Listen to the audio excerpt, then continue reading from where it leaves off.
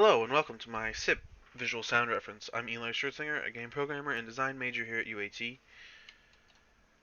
My SIP visual sound reference is a new way for users or players to perceive the environment around them, making it so that you can see objects without actually seeing them, technically, I want to say.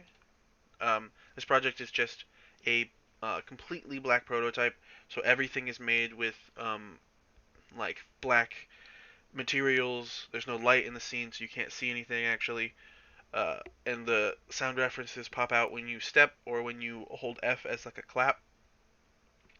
I want this to be able to be used by puzzle designers, just game designers in general. It's just a new way to perceive the environment around you. Alright, we have the prototype now. As I said, complete blackness. There's nothing here.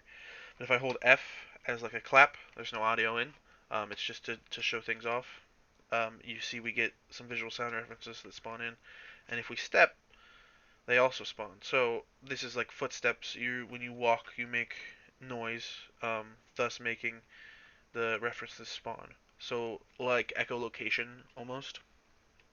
As we can see, there's like a water driplet down here, and if we go down here, we can see that when we step in this water, the visual sound references turn blue instead of white. So we're sloshing around in the water, making a bunch of noise. Our speed is slowed here so that you can even, like, it seems like you're sloshing in water because you don't walk too fast once you're ankle deep in water. But if we walk back up here, we get back into this main room, where you can see like the walls and things, and these pillars that are in. When I first started this, I wanted it to be a like sphere that came out from the player, but through testing, it's not as easy as I wanted it to be. Plus, it kind of creates utter chaos, and there's just references everywhere, and you can't see anything. But if we walk down this hallway and press F, you can see that there is a nice little corridor here.